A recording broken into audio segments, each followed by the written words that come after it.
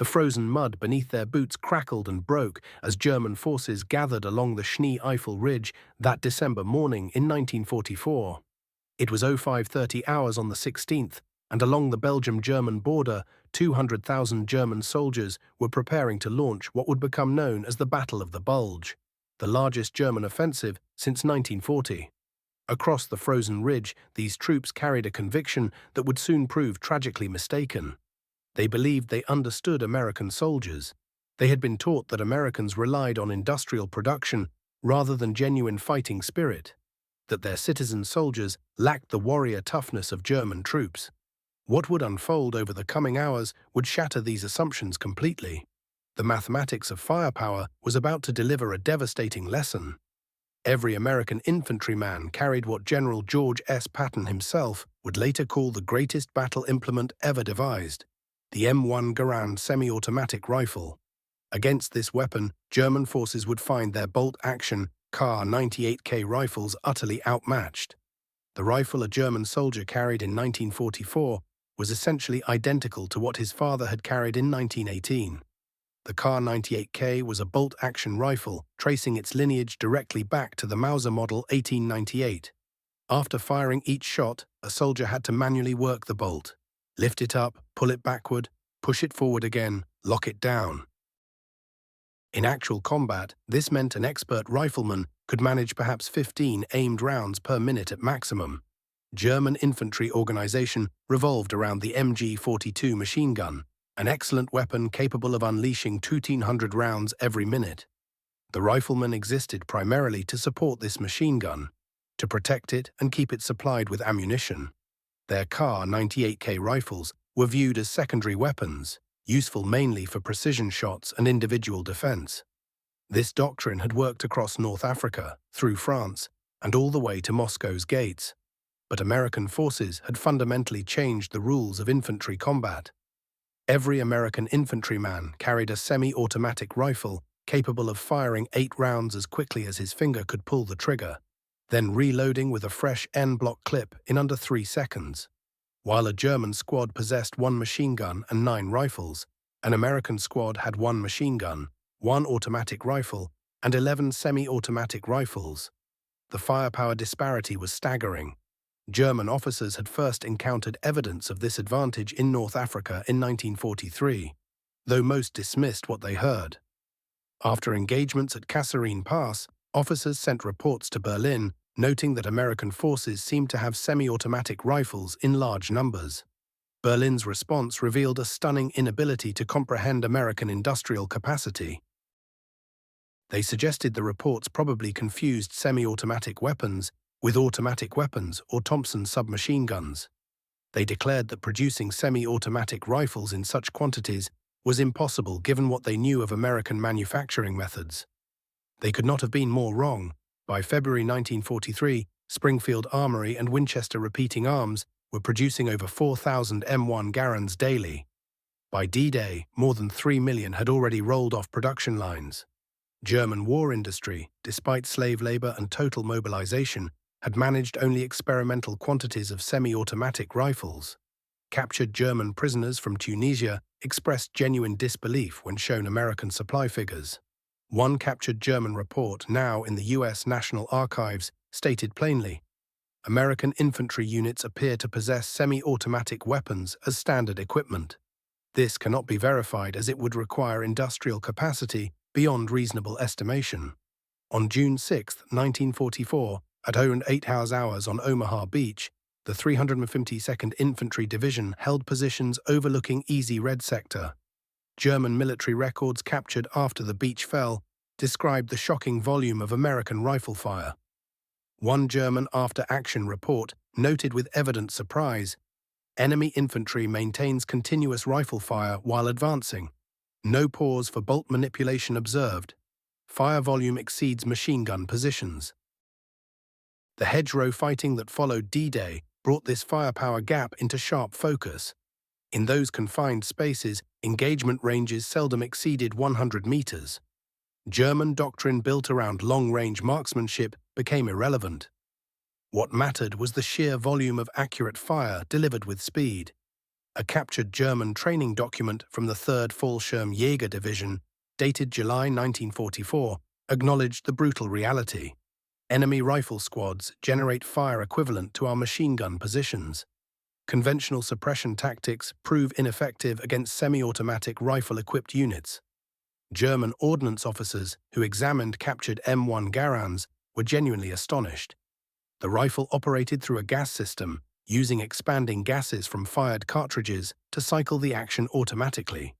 The Einblock clip system allowed reloading in seconds. Most remarkably, the rifles demonstrated manufacturing quality and precision that German industry could not replicate at such massive scale. A Wehrmacht technical intelligence report from August 1944, captured at Falaise and now in British military archives, stated the M1 rifle demonstrates mass production techniques we cannot replicate. Components show precise tolerances maintained across thousands of examples. Interchangeability of parts is complete.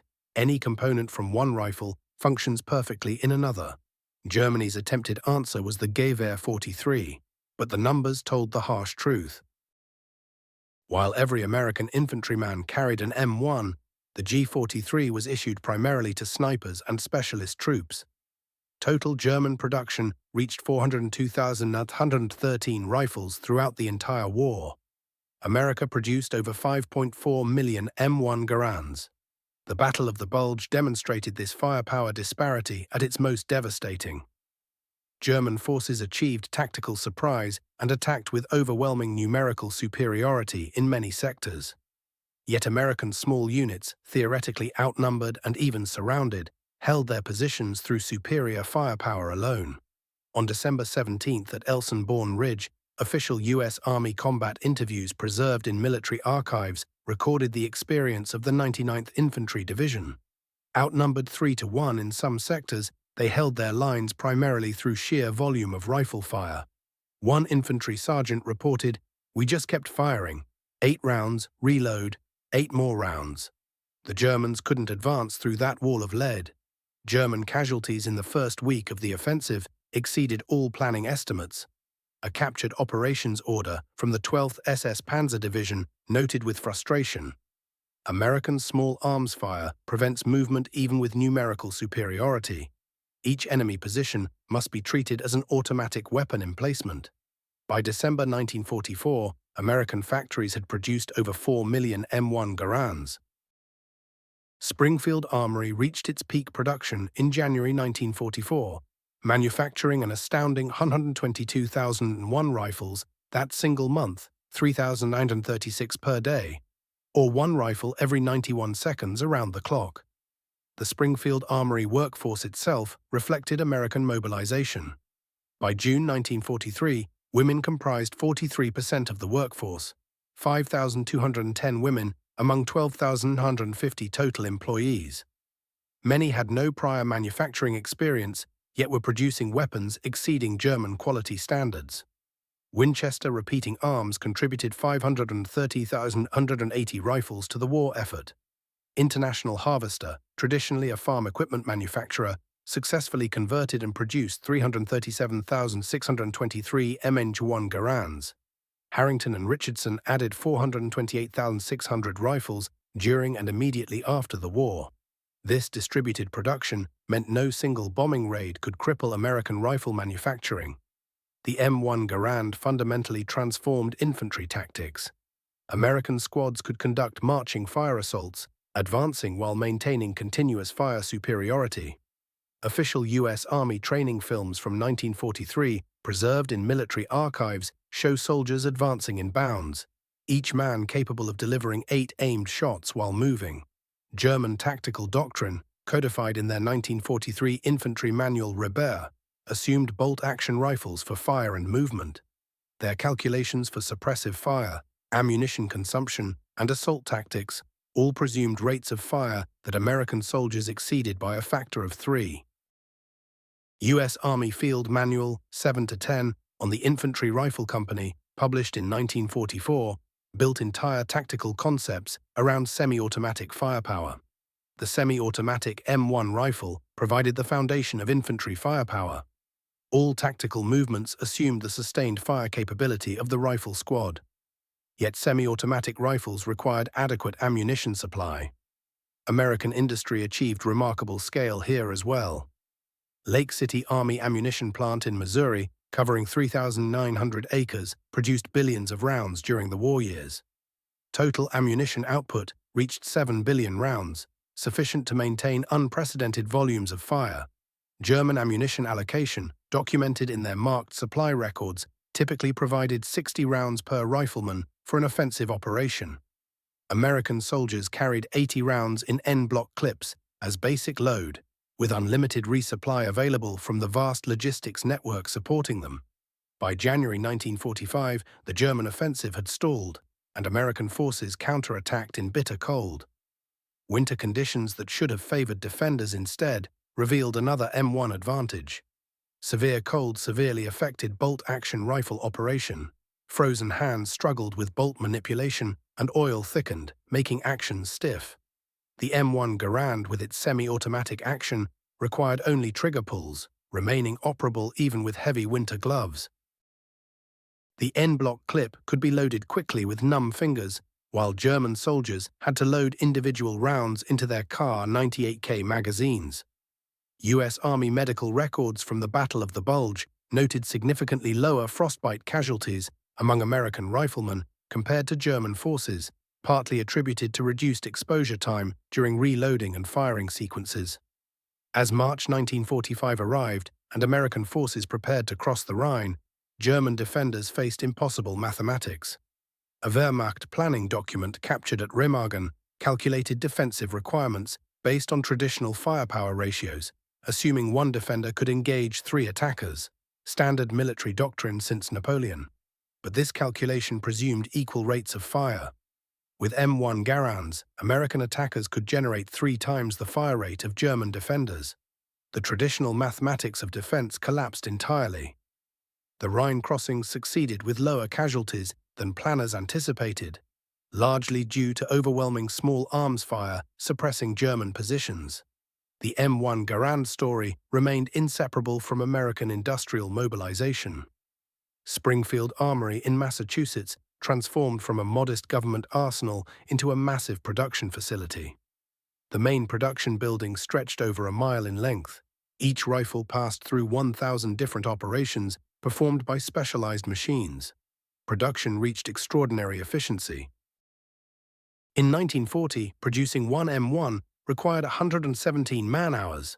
By 1943, this dropped to 75 man-hours. By 1945, Springfield Armory could complete a rifle with just 31 man-hours of labor at a cost of only $31, down from $83 at the war's beginning. The workforce transformation proved remarkable. The percentage of women workers rose from 20% in June 1942 to 43% a year later. These workers, trained in weeks rather than years, operated specialized machinery ensuring perfect parts interchangeability, something German craftsmen could not achieve despite years of training. The M1 Garand proved significantly easier to train with than bolt-action rifles. U.S. Army training records show recruits could achieve basic proficiency in 2 weeks, compared to the month required for bolt-action expertise. The semi-automatic action forgave imperfect technique. A nervous soldier could still deliver effective fire. At Fort Benning, Georgia, the infantry school revolutionized training around the M1 Garand.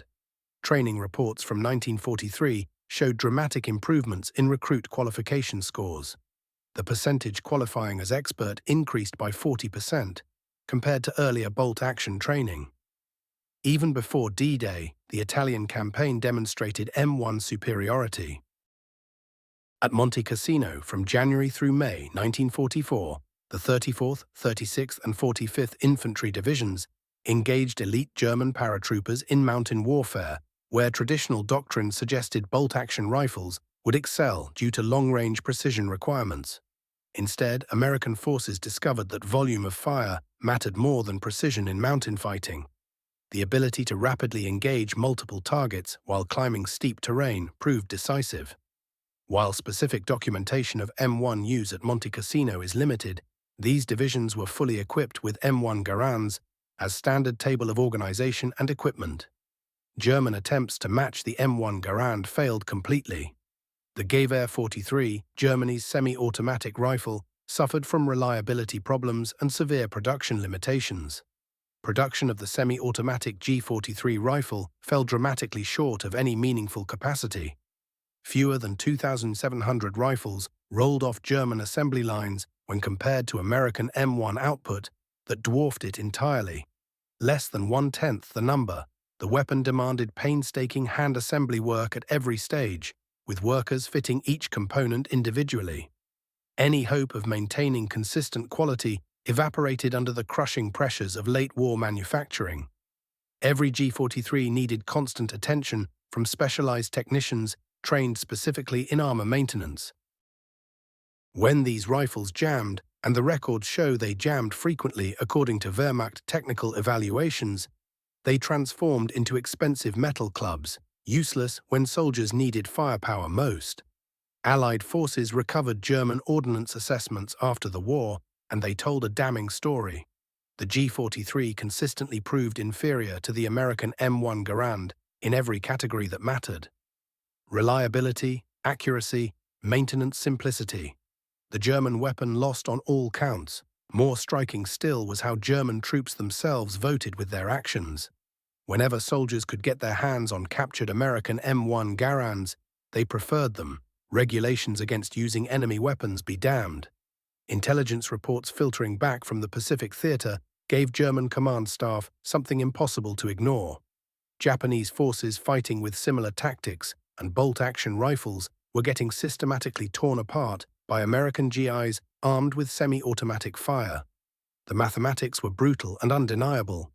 Iwo Jima in early 1945, unfolding at precisely the same moment as the Rhine crossings, demonstrated exactly how superior individual firepower could overwhelm even fanatical resistance across hellish terrain. American infantrymen equipped with semi-automatic rifles simply outgunned defenders armed with older technology. When those combat reports reached German commanders through diplomatic channels, they reinforced a terrible realization. The situation was hopeless. The U.S. Army Center of Military History collected extensive testimony from the war's immediate aftermath. SLA Marshall, conducting combat interviews right after engagements ended, recorded prisoner after prisoner expressing shock, genuine shock, at what American rifles could do. Field Marshal Albert Kesselring, who commanded German operations across Italy, later wrote about this in his memoirs. The American infantryman, with his semi-automatic rifle, possessed a firepower advantage we could never match. Our superior tactics meant absolutely nothing when each enemy soldier could unleash 8 rounds to our single shot. General Hasso von Manteuffel, commanding during the Battle of the Bulge, confirmed this assessment during his interrogation. The American semi-automatic rifle gave their infantry decisive advantage. We simply could not generate enough suppressive fire with bolt-action rifles to allow our men to move and fight.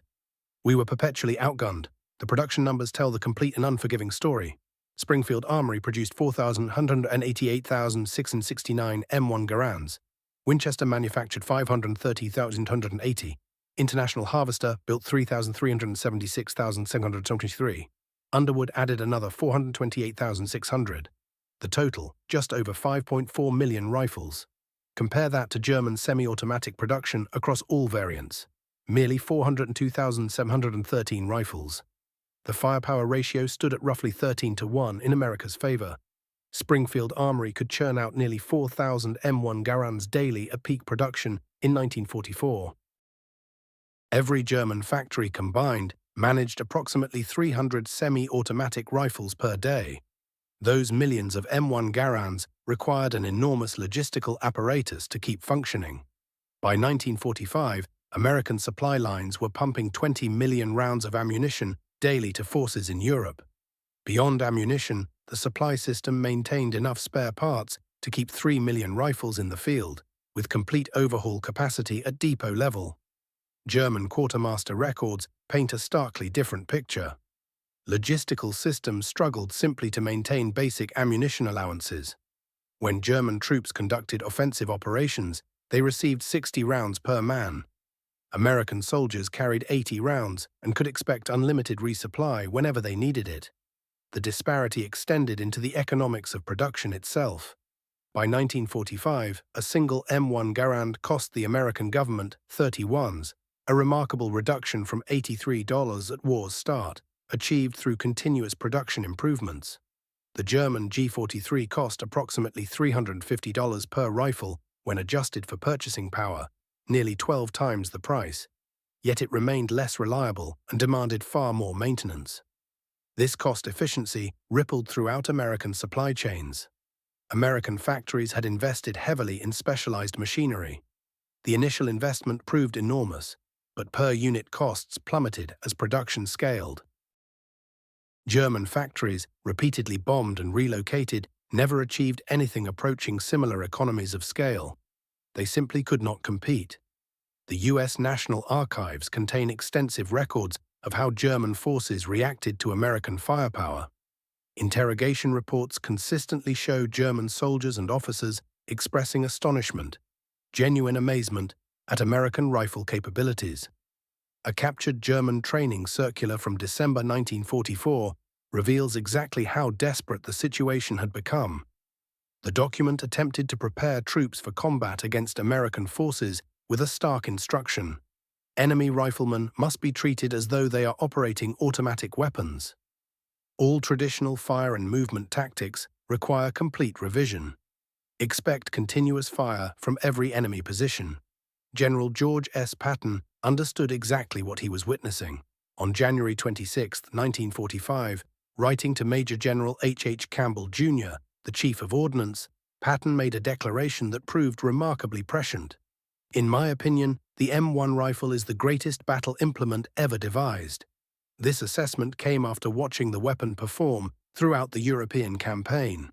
Patton grasped something fundamental. Wars were not won through individual heroism, but through overwhelming firepower delivered by ordinary soldiers. His Third Army could advance rapidly because infantry units generated such tremendous firepower that they didn't need to wait for machine gun support to break through enemy positions. The man responsible for creating this revolutionary design was John Cantius Garand, a Canadian-American engineer.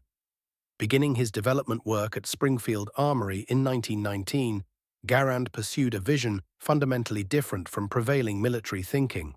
His design, finalized in 1932 and officially adopted on January 9, 1936, was engineered specifically for mass production by semi-skilled workers. What made Garand remarkable was his decision to assign every patent right to the United States government, accepting no royalties despite his invention being manufactured in the millions. Garand's design philosophy, simplicity, reliability, and manufacturability, embodied core American industrial principles. The M1 Garand represented American values transformed into steel and wood. Where German military culture emphasized elite units equipped with specialized weapons, American doctrine gave every infantryman access to the best available technology. It was mass production that distributed advanced capability universally, a democratization of firepower reflecting American society itself. Housewives and teenagers built these rifles. Citizen soldiers carried them. An arsenal of democracy viewed industrial capacity as military strength. The M1 Garand's superiority carried implications far beyond individual firefights. American commanders could plan operations confident that their infantry possessed inherent firepower advantages. German commanders faced a fundamentally different battlefield, one where their forces were outgunned at the most basic level. This reality affected everything from patrol operations to major offensives. American small units could operate independently, secure in their firepower superiority. German units required machine gun support for any offensive action, which severely limited tactical flexibility and placed them perpetually on the defensive. Military historians consistently identify the M1 Garand as decisive in American victory. Dr. John Ellis, examining the sharp end of warfare, calculated that American infantry firepower superiority prevented a 40% casualty rate compared to what bolt-action-equipped forces would have suffered. The U.S. Army's official history notes that the semi-automatic rifle gave American infantry a margin of superiority clearly evident across every theater of operations. Today, the M1 Garand remains iconic, displayed in museums worldwide as the weapon that fundamentally altered the course of World War II. For German veterans who experienced its fire, the rifle symbolized something larger than mere technical superiority. It represented industrial might overwhelming military tradition. Patton had been right. The greatest battle implement ever devised proved itself through relentless mathematical certainty. It didn't simply win firefights. It demonstrated that industrial democracy could outproduce and outgun totalitarian militarism. The M1 Garands' dominance was confirmed again during Korea from 1950 to 1953. When communist forces launched human wave attacks, UN forces equipped with M1s could generate sufficient firepower to shatter assaults that would have overwhelmed bolt-action units. When West Germany rebuilt its military as the Bundeswehr during the 1950s, they immediately adopted semi-automatic rifles, having absorbed the bitter lesson of 1944-45. No modern military would ever again rely primarily on bolt-action rifles. Every contemporary assault rifle traces its design philosophy back to the M1 Garand's proven success. The principle of semi-automatic fire for every infantryman, established by the M1, became universal military doctrine.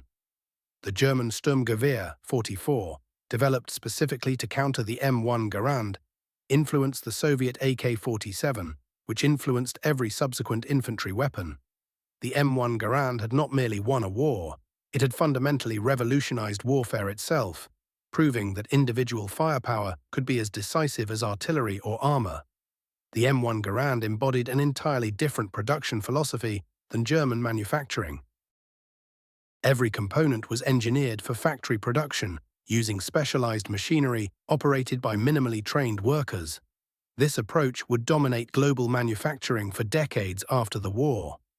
German production emphasized skilled craftsmen producing limited quantities of complex weapons. American production emphasized simplified designs manufactured in enormous quantities by ordinary workers. The G-43's failure was not merely technical, it was philosophical. It was designed for an industrial system that simply could not support its production demands. The M1 Garand represented far more than military victory. It proved that democratic industrial society could defeat totalitarian militarism through superior organization and production capacity. Every rifle constituted evidence that free workers in a democracy could outproduce slave labor in a dictatorship. German soldiers who faced M1 Garands learned this lesson through the most direct method imaginable, incoming fire that seemed endless and overwhelming. They had been told they were superior warriors facing weak, materialistic Americans.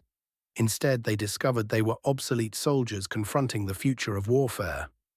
When German forces surrendered in May 1945, they had been defeated not simply militarily, but technologically and industrially. The M1 Garand stood as symbol of this defeat, a mass-produced weapon that outperformed German craftsmanship, carried by citizen soldiers who outfought German professionals. The mathematics were inescapable. 5.4 million M1 Garands versus 402,713 German semi-automatic rifles meant a 3-to-1 firepower advantage at squad level. Production costs were quartered through efficiency. Training time was halved through design simplicity. Behind every statistic lived human reality. American soldiers survived because M1 Garands gave them firepower superiority. German soldiers died because Kar-98K rifles left them outgunned in every engagement. The M1 Garand had proven itself exactly as Patton declared, the greatest battle implement ever devised. It won its war not through elegance or precision, but through overwhelming firepower delivered by millions of rifles produced by democracy's arsenal. For German soldiers who faced it, the M1 Garand represented something beyond a superior weapon. It was proof that their entire worldview was fundamentally wrong. They had believed in racial superiority, military tradition, and warrior spirit. The M1 Garand proved that industrial capacity, democratic production, and citizen soldiers could destroy even the most professional military force in the world. The rifle that won the war accomplished more than defeating an enemy. It demonstrated that free societies could organize, produce, and fight more effectively than totalitarian states.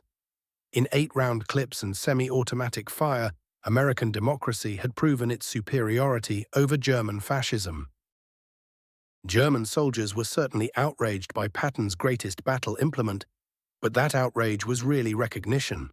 Recognition that they had challenged the wrong enemy with the wrong weapons based on the wrong assumptions.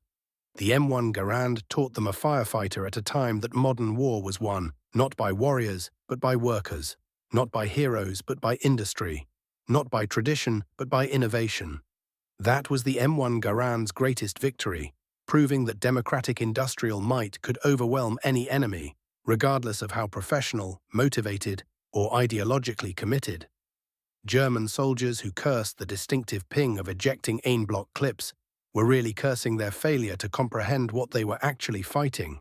Not simply an army, but the arsenal of democracy itself. The M1 Garand remains in military museums and private collections worldwide, still functional after 8 decades, still admired for its revolutionary design. It stands as testament to American ingenuity, industrial power, and the democratic principle that the best equipment should be available to every soldier, not just elites. For those who faced it in combat, the M1 Garand was unforgettable, the weapon that transformed citizen soldiers into superior warriors through mechanical advantage. It proved that technology and production, not ideology and tradition, would determine warfare's future. The greatest battle implement ever devised had earned its title through proven superiority on every battlefield where it served, carried by soldiers who understood they held democracy's answer to tyranny in their hands.